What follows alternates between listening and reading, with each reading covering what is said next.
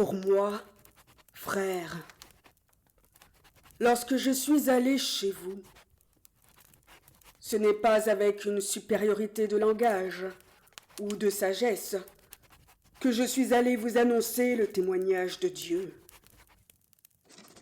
Car je n'ai pas eu la pensée de savoir parmi vous autre chose que Jésus-Christ et Jésus-Christ crucifié. Moi-même, j'étais auprès de vous dans un état de faiblesse, de crainte et de grand tremblement. Et ma parole et ma prédication ne reposaient pas sur les discours persuasifs de la sagesse, mais sur une démonstration d'esprit et de puissance, afin que votre foi fût fondée non sur la sagesse des hommes, mais sur la puissance de Dieu. Cependant, c'est une sagesse que nous prêchons parmi les parfaits. Sagesse qui n'est pas de ce siècle, ni des chefs de ce siècle qui vont être anéantis. Nous prêchons la sagesse de Dieu, mystérieuse et cachée, que Dieu, avant les siècles, avait destinée pour notre gloire. Sagesse qu'aucun des chefs de ce siècle n'a connue. Car s'ils l'eussent connue, ils n'auraient pas crucifié le Seigneur de gloire.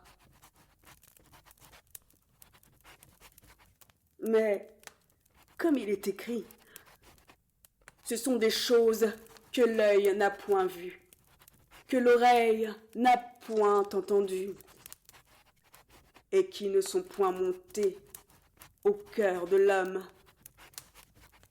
Des choses que Dieu a préparées pour ceux qui l'aiment. Dieu nous les a révélées par l'Esprit.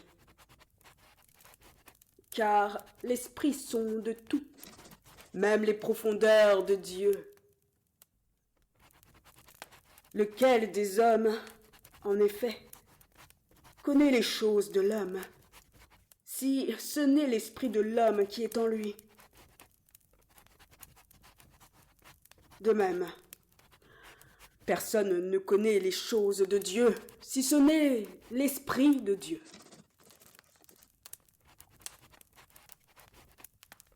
Or, nous n'avons pas reçu l'esprit du monde, mais l'esprit qui vient de Dieu, afin que nous connaissions les choses que Dieu nous a données par sa grâce.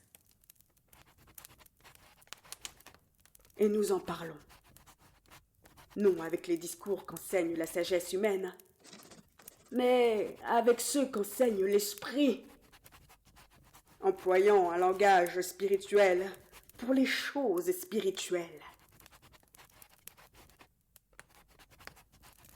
Mais l'homme animal ne reçoit pas les choses de l'Esprit de Dieu, car elles sont une folie pour lui, et il ne peut les connaître parce que c'est spirituellement qu'on en juge. L'homme spirituel, au contraire, juge de tout, et il n'est lui-même jugé par personne. Car qui a connu la pensée du Seigneur pour l'instruire?